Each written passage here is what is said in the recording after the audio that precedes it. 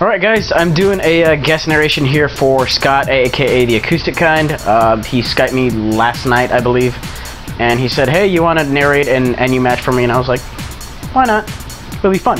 So, what we have here is we have Lead Haunter versus a Quillfish, and evidently this is not really too good of a matchup, but not really that bad of a matchup. I've never seen a Haunter with Will-O-Wisp, to be honest. That's kind of weird, but it's whatever.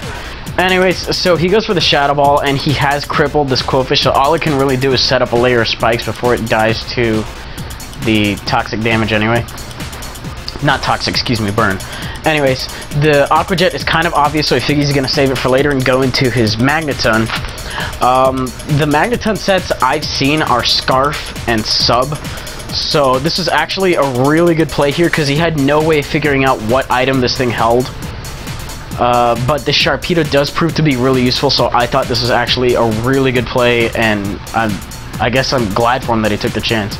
Anyway, the opponent brings in Goku, obviously, and so he decides he's going to switch out to his physical wall in the form of Gligar. And it turns out he U-turns and he goes into Dugong. Now, since the Ice Beam is... or Ice Beam or Ice Move in general is really obvious, he switches out, goes to his Walrein, and this Ice Shard does 9 damage, and that's Life Orb. So, aside from how funny that is, they're not going to go ahead and duke it out and try to stall it out.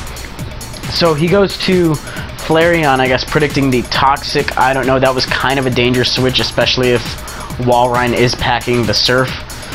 He didn't use it, he went for the Ice Beam instead, which is actually pretty cool. Flareon does go for Toxic in order to try to get residual damage on the Walrein, but he does bring out his Lumberry holder and burns the berry in order to, I guess, save his Walrein, which is cool. And he figures it's a good opportunity to set up rocks here, which it was. Right here, I guess he switches into the thing with the best special defense to take whatever this Haunter wants to do. It goes for Shadow Ball, does get the Spec D-Drop, but it's still not doing that much because Haunter's Spec attack is not as good as Gengar's.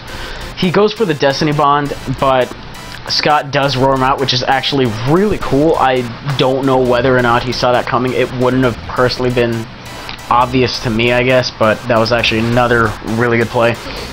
Anyway, so he's got this Flareon out, it's taking entry hazards, and it's actually taking a decent amount.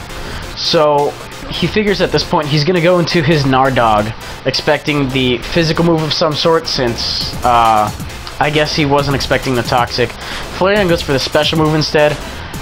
Since his Nardog is a physical wall, it's going to be taking a little more damage, but it's not that bad in the first place. Anyways, he sets up screens, does what he does. Some kid outside giving me the evil eye. Anyways, Flareon switches out and goes to Nidoqueen. He figures since, you know, he can't touch it, he might as well try to get some entry hazards set up. So Scott goes to his Walrein, and I guess he figures he can take whatever Walrein's going to offer at him because he immediately goes for the Stealth Rock. I thought this was kind of bad on the opponent's part because you know it's packing Stab Ice Beam. So why would you stay in? I mean, it does take it, does have the Spec D to take it, and the HP, but it's still a bad idea. And right here, I guess he really wants these Spikes ups, and he stays in.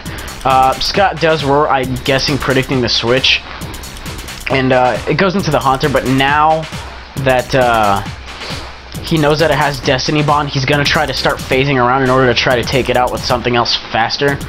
But unfortunately, with all the phasing, his Reflect does wear off this turn. And I do believe this is a banded Pidgeot. So what this thing is going to do is go for the Brave Bird. And it's going to do a lot, considering this is a Walrein.